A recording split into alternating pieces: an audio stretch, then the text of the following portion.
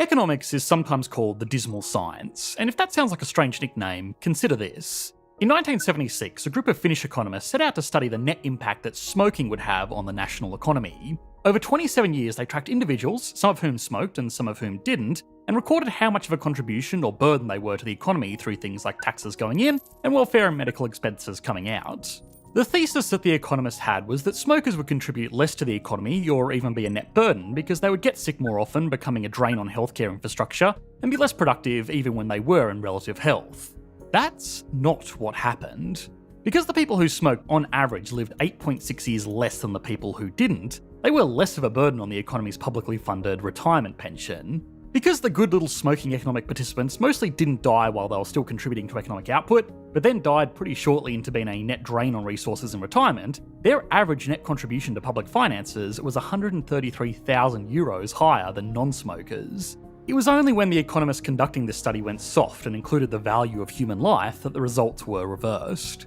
The logical conclusion of this study is that in order to maximise nominal economic output, the government should encourage smoking.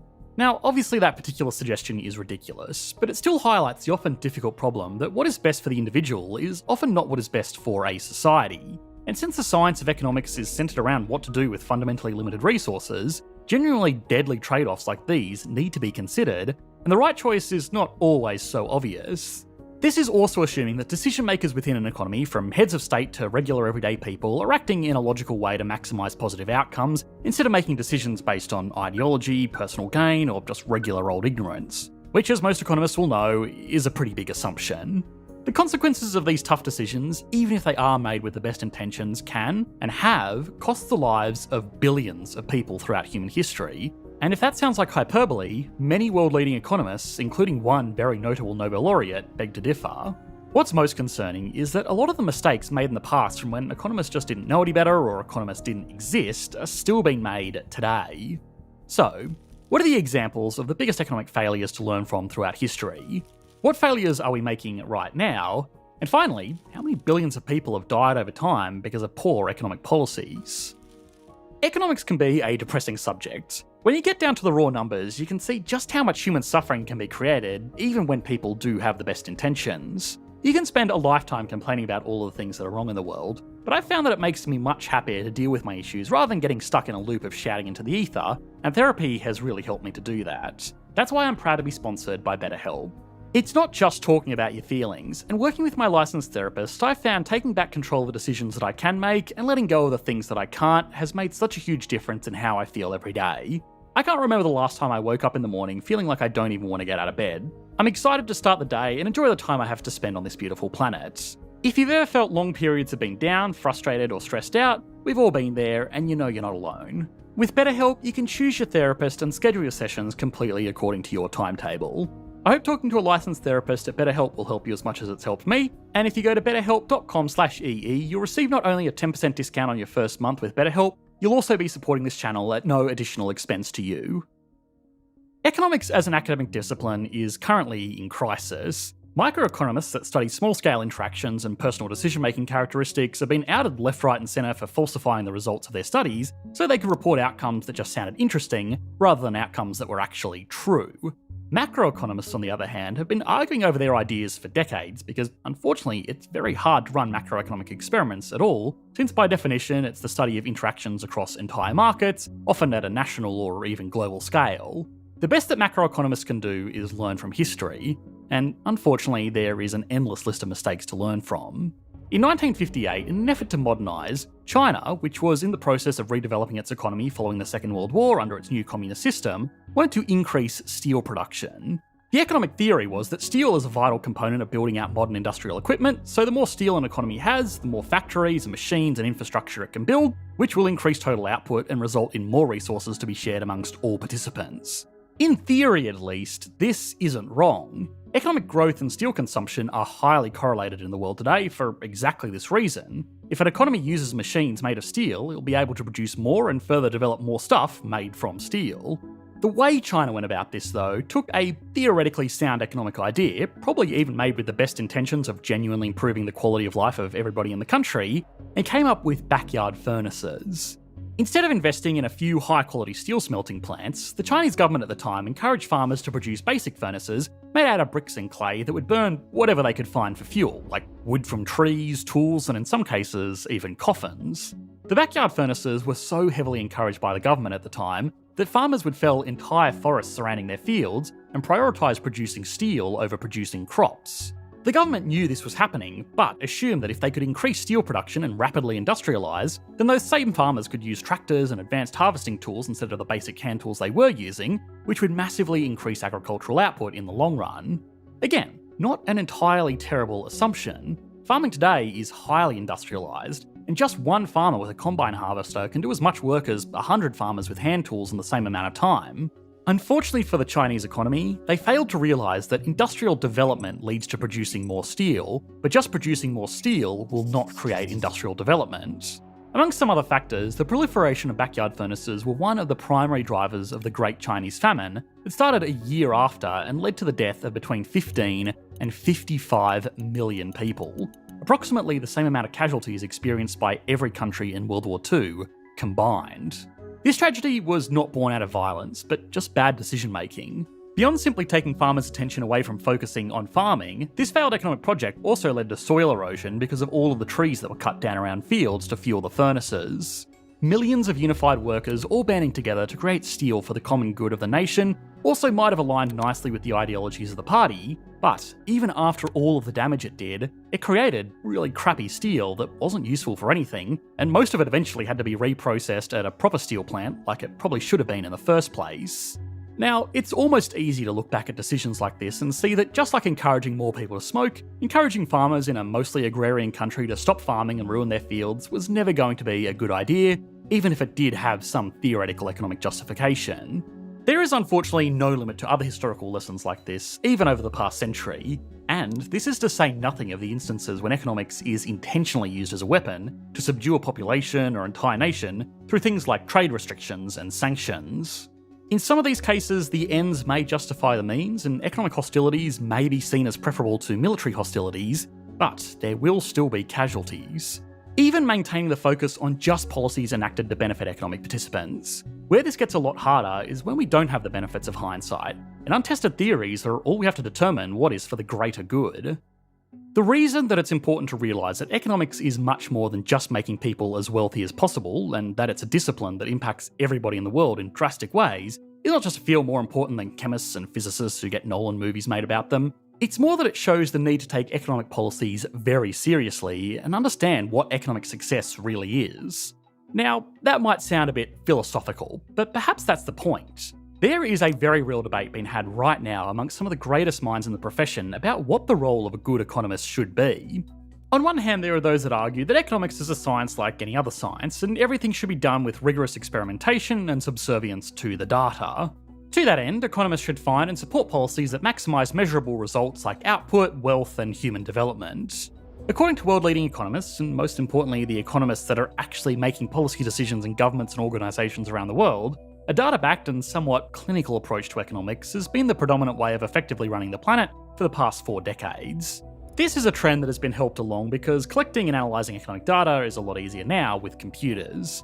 Using data and rigorous analysis takes a lot of the emotion and, most importantly, ideology out of the economic process and gives leaders a guide on what to do in order to maximise measurable outcomes. Put simply, it removes the opportunity for people to make catastrophic economic mistakes because they think they know best. Now, of course, as fantastic as the scientific method is, there are some genuinely fatal problems with this approach that have led economists to argue that a more philosophical basis for conducting economics might actually be better. One obvious problem is that policymakers don't always follow the advice given to them by economic advisors, and overly technical ideas are even more difficult to explain to the general public, which in a good functioning democracy should be the ultimate decision maker. Sometimes a good enough idea that will actually get implemented is better than a perfect economic plan that will never be considered. There is also the problem of applying very rigid statistics to what is fundamentally a human-focused science. If all an economist cares about is maximising measurable outcomes, then their solution to the trolley problem might be to run over the single person tied to the train tracks, and then back up and run over the second group because it eliminated 6 economically dependent individuals and doubled the time worked for the tram driver. If that sounds overly dramatic, there are genuinely solutions like this that modern economic theories have supported, but more on that later. One other major problem with treating economics, especially at a macro scale like other sciences, is that it's much harder, or in many cases totally impossible, to run experiments on an economy, because it's filled with millions of unpredictable variables that can't be controlled like experiments in a nice sterile lab. Even running microeconomic experiments, which are more focused on individuals and their decision-making processes, are notoriously difficult because even though economists sometimes assume that people are perfectly rational, they are of course anything but. And finally, an overly data-driven approach to economic decision-making will naturally put a greater emphasis on improving things that are easily measurable, rather than intangible stuff like human fulfillment and happiness, which is much harder to plug into data analysis software, but arguably even more important than stuff like net output per capita. The alternative to the cold-hearted, data-driven approach to economics is to have economists basically be philosophers and make judgments about what people truly value and the best way to achieve those goals. Angus Deaton won the Nobel Prize in Economic Sciences in 2015 for his work analysing the role that economic consumption plays in human welfare. He has since released a number of works, including a book titled Economics in America, that proposes an alternative to how modern economists should study economics. And his arguments are particularly relevant to one of, if not the most significant economic issues being debated today: globalisation. Globalisation is the general trend of countries to trade, invest, and cooperate more freely with one another, instead of being completely self-sufficient. Just like how on an individual level we are wealthier today because we work together with other people and specialise in different tasks, countries get a lot of the same benefits from specialising in one particular field and trading with other countries to acquire the goods and services that they are not so good at producing themselves. By almost any measurable economic metric, globalisation has been a massive force for good in the global economy. It has given opportunities to countries like China, South Korea, Taiwan, and India to lift hundreds of millions of people out of poverty and develop world-leading industries. It has also allowed traditionally wealthy economies like the USA, Australia, Canada, and Western Europe to enjoy consumer goods at a price that is far lower than what they would cost with local manufacturing employing higher-paid domestic workers. Appliances that would once be considered massive luxuries, like a washing machine, vacuum cleaner, and enormous flat-screen television, are now commonplace in almost any household in any given advanced economy. Beyond that, companies in advanced economies, the USA in particular, have benefited greatly not only from being able to take advantage of lower wages and economies of scale in places like Asia, but they have also benefited from having hundreds of new markets and billions of new potential customers opened up to them. Measurably, it has been a win-win for everybody, but some have won a lot more than others.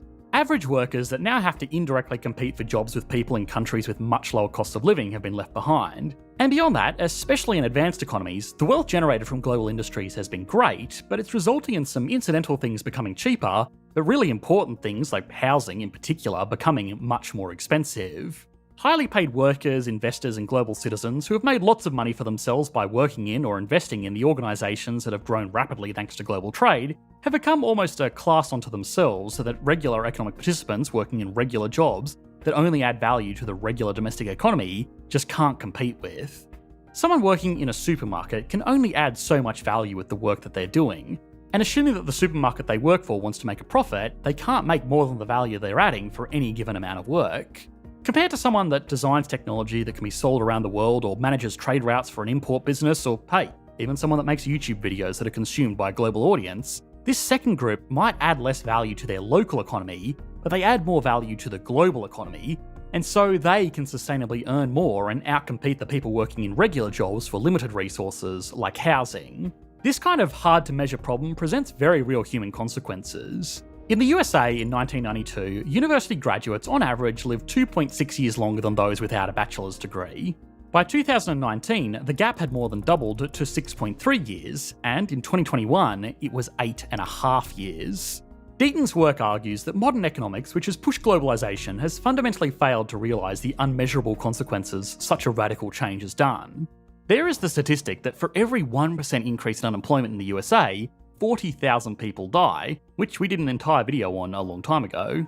Deaton and a growing handful of other economists have made similar connections and have blamed economic policies that look good on paper, but hurt a lot of people in practice for major societal problems, like the opioid epidemic and mass homelessness, among others. The solution is difficult. If economics is run off numbers alone, then we end up in a world where the government encourages smoking to reduce the burden on retirement welfare. But if economics turns into philosophy, or worse still, politics, then we just as easily end up with backyard furnaces fueling the growth of collectivised heavy industry. If nothing else, consider this thought experiment at a scale that we have influence over in our everyday lives. Someone has just finished a meal at Macca's and their table is covered in disposable food wrappers. Should they or should they not take their own trash and put it in the bins?